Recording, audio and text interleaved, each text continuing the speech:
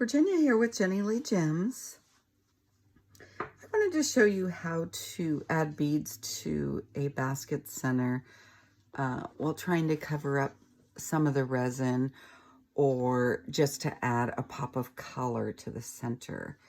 So this is a little hummingbird dish. It's actually a soap dish, vintage soap dish I picked up, and I love hummingbirds. So I found these beads quite a while ago, and I wanted to find something to use them on because I just really like this flat orange color. And I started digging through my centers, and this is what I came up with. I think it matches the lilies perfectly. So I found these beads at a shop in Burbank on Magnolia. It's a wrap. And they have a lot of vintage clothes and beads and hats and shoes and everything. My understanding is that they buy the clothes from the movie sets and then they resell them. So anyway, that's where these little beads came from. And I'm pretty sure they're vintage, like from the 70s. And they match the center perfectly. So when you're working with beads, the first thing you want to remember, make sure the holes are big enough. I like to test them or get an idea if they look like you can pass the needle through with the thread on it twice, because you're usually, even if you're, putting them between coils, you're going to have to go up, connect to the top coil, come back down, go up to the top coil, connect back down. So you're going through them twice. So look for beads with big holes, as I've said before. Okay. The other thing, when you're drilling holes on your center, if you're making your own centers, whatever type they are, if you're making them out of resin or you're drilling the wood and you know you're going to add beads, try to keep an eye on how far apart you put your holes. I usually drill my holes about 1/4 of an inch. These are a little bit wider apart and they're sort of diagonal because when I do these little plates, I have to drill them diagonally. So it's a little different to work with. I use 2-ply wax thread. Goes through the beads, doesn't unravel, just makes it so much easier. Sinew works good. There's a lot of other wax threads that work really well. I purchased this rose gold because I wanted it for a specific purpose. And it's not waxed and it unravels. It's really difficult to work with. I was using it on this basket. So I started working with it and I had to keep using it. So I waxed it myself. And that didn't work real well either because it kept flaking off. At any rate, this is my favorite thread. You can figure yours out. So to add a bead, make sure all of this is snugged up. So I started this off just like we start a normal basket, and I just added the first bead and then kept going. So this is how I'm adding them. Put your bead on the string. Let's make sure I'm on camera. I'm using my little trusty table. It seems to work really well. So go down through your first hole that you're going to be attaching. You've already strung the bead. So these tend to go a little sideways because the holes are drilled diagonally, but it straightens up. Put it down through your new hole. Come from the back. Come up through the previous hole. See, even that was a little snug. Pull it snug, pull it tight. And then come back through the bead that you're attaching. And pull it all snug up next to each other. Now these are moving around a little bit. There is a little bit of play, but it'll be fine because I'll add the beads there. Okay, let's try that again. So get your new bead. Oh, and I like to keep my beads in a little bowl. Sometimes I knock it over and they all go flying, but with this new tray I got, it seems to work pretty darn well. So back, put your bead on. I pull it all the way down And I have a smaller bit of thread now, so it's not going to tangle as easily. I usually have 2 arms length, so that tangles a little easier.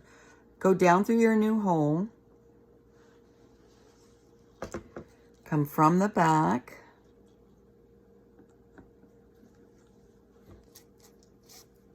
I can even see how these holes are drilled diagonally. Had to do it that way to get in there.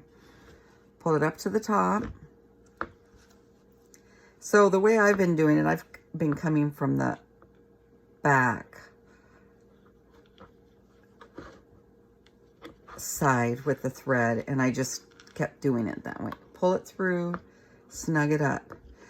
So you're going through this hole twice, and the reason you're doing that, if you just stitched it on, you're gonna stitch up, attach a bead here, have to go back down. You wouldn't have a bead in the center, which if you want that look, that's fine. I want it all covered. I want the resin all covered. So I'll do it one more time for you. Attach your bead. Now these holes are a little closer together, so it's a little tighter. Go down through your new hole.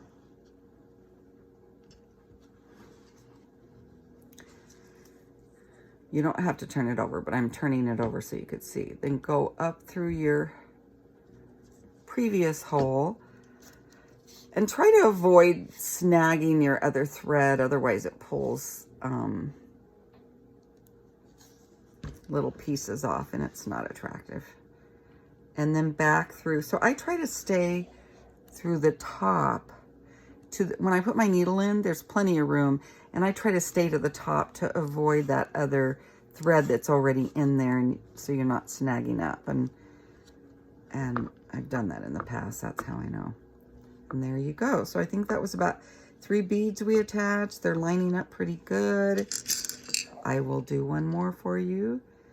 Put your bead on the thread. I like to pull it all the way down.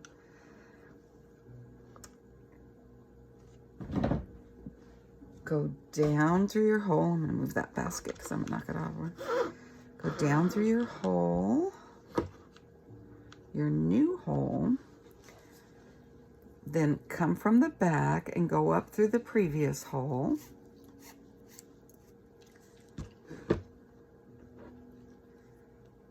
Doing that bead up, and then I'm putting my thread back through. And that's really stitched on. There's a lot of different ways you can do it depending on what look you want. And then there's the back. See how clean that looks? And this is solid. That plate is not going to break. If you just put a plate in for something fragile and someone drops their basket, it could break. Or usually people hang these on the wall. It's more of, you know, they don't use it as much for a bread basket or whatever. It's more decoration. If it falls off the wall, you don't want it breaking. So I prefer to resin these plates. Some of them I've paid quite a bit of money for because I want specific ones. Now I'm going to have to work with these a little bit because they're a little snug. But it'll work out because I'll put the pine needles will go right up in this crevice here. I'll start them right here, nestle them up, start them thin, and get them thicker as I go around and just build my coil. So there you have it. I hope that helps. Try different things, try different ways, smaller beads, bigger beads, different ways to attach them. This just works for me for this type of a basket because of the type of a crevice I have here. Sometimes it's just flat and you don't have to do any fancy stitching. This is just a little bit more in depth. So thanks for watching. I hope it helped. If you want to know how to resin plates, I have another video on how I do that. It's basically the same as resining gemstones, but there you have it. I will post a picture when I'm done with this basket. I'm thinking I'm going to use green needles or, I don't know, maybe turquoise needles. They're both pretty, so. Oh, and I got this little tray at Walmart. I picked one up for my aunt, and She uses it to eat off of. She's in an adult care home. And I thought, wow, when I was working with this octopus basket, the legs were all over the place and I couldn't get to them and they were sliding around. And so I put it on here, and it's just a really good aid, and you're not bending your neck all the time. So there's another little hint. Thanks for watching. I hope that helps. Try some vintage beads, have some fun, add some color, and I'll see you in the next video. Bye-bye.